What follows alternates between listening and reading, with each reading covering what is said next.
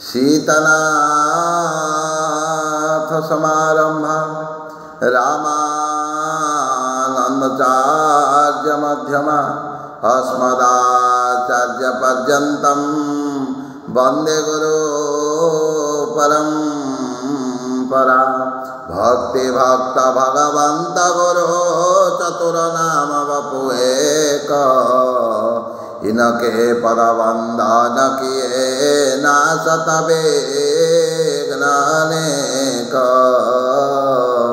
नासत विघ्नानेक बरसा ऋतु रघुपति भगति तुलसी शाली सुदास राम नाम बर बरन जुग श्रावण भाद्रव मास बोलिए भक्त वत्सल भगवान की जय। संत गोस्वामी श्री रामचरित मानस महान ग्रंथ रे कहले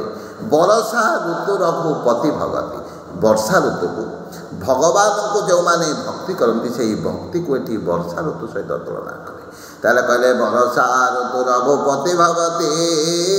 तुलसी शाली सुदास ताहले जो भक्त माने भगवान को भक्ति करछन्ति से भक्त माने हेले धान फसल जेभली भाव श्रावण और भाद्रव मास आसिले धान फसल कार्यक्रम आरंभ होता है धान कुकुड़ा जाता है तेणु राम नाम बर बरन जोग श्रावण भाद्रव मास बोलिए भक्त वत्सल भगवान की जय। ताहले भगवान को जो माने निरंतर भाव भक्ति करती निश्चित भाव से भक्ति निष्ठा आज नहीं तो काली भगवान पाखरे निश्चित भाव में पहुँचे दे थाए और बाकी संसार में आम जहाँ सब अर्जन कर रखुचे ताहा एभली संसार में पड़ी रही आमको निश्चित भाव में यही संसार छाड़ी चली जावाक पड़ो। तेणु जड़े कवि अति सुंदर भाव में रचना कले कहले धरारे पड़िब रही दुखाजित धन रोमंथे रहिबे गोष्ठे महिष गोधन अश्रुमुखी भाज्या जीव द्वार देशे रही स्वजन शोषण जाए जीवे सब प्रियतम देह जीव चिता देहे साथे धर्म एका जीव जीव परलोक पथे धर्म सीना एका बाबू महत पड़िया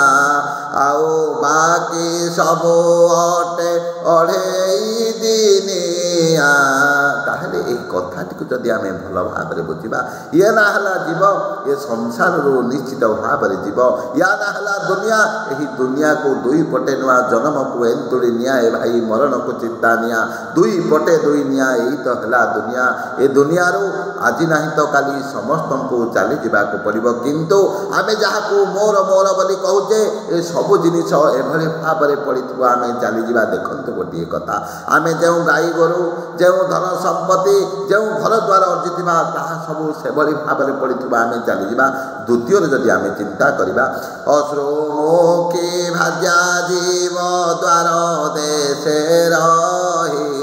स्वजन शोषण जाए जीवे सब बही आम जो पत्नी को निजर बोली अति श्रद्धा करुचे से पत्नी कौन कर कांदी कांदी द्वार देश निकट में रही आमर भाई बंधु कुटुंब को आम जहाँ निजर बोली भावुचे सबटी को बही से